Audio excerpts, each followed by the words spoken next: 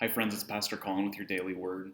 As we continue in this series, still here, reflecting on Christ's presence everywhere in the cosmos, as we've already talked about, and then this week, thinking about Christ's presence with us personally, I've been thinking a lot about what that means to me. I can wax poetic and philosophical and theological about who Jesus is, divine and human, and reflect on kind of the figures of the past and how they understood Jesus as both divine and human and what that means about his presence. And I find a lot of joy in that and enjoy reading about that and discussing that. But thinking about Christ's presence personally in my own life, I do think I should begin by maybe quoting someone from the past, somebody with wisdom, and maybe somebody that we don't normally hear from, especially in the Methodist tradition.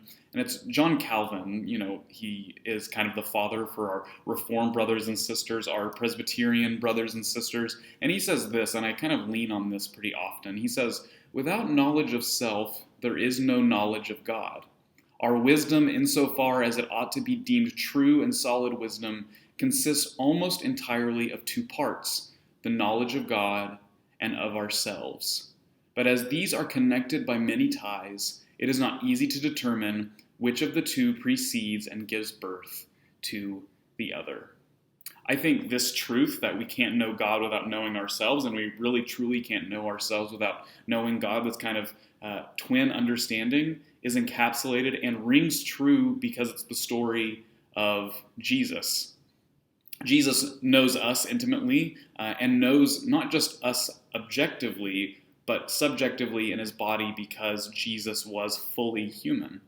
And also, Jesus knows the divine. We hear over and over again in John's gospel, for instance, Jesus' knowledge of the Father because they are one. They are in unity. Jesus was and is divine, and fully both even now, the church confesses.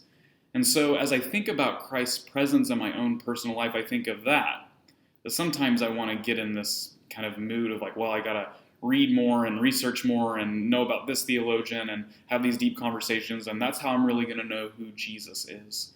But our contemplative friends like Pastor Victor and the contemplatives of the past and the church fathers knew that turning inward in some strange and beautiful, mysterious way drew them closer to Christ, because Christ bears in his body the wounds that show us his humanity, even now, and likewise bears our wounds, bears our sins, bears our brokenness and suffering. And as we draw closer to that, as we observe it, as we go to therapy or share it with a spiritual director or lift it up to God in prayer, lifting our hearts to God in prayer, we draw closer to ourselves and likewise draw closer to the one who is both human and divine.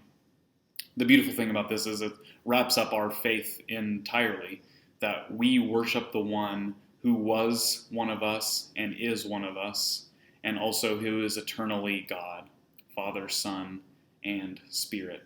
It's a mystery, and I think also, to quote another person from the past, St. Patrick understood it poetically and beautifully. We can apply it to our own lives. So I want to leave us with this as a prayer.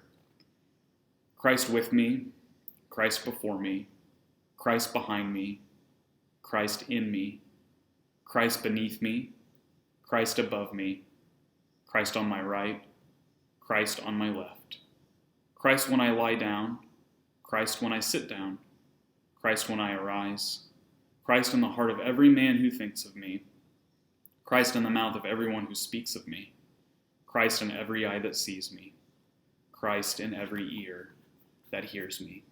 May you draw closer to Christ in yourself and in the knowledge and understanding that he walks alongside you in every moment. Have a great week.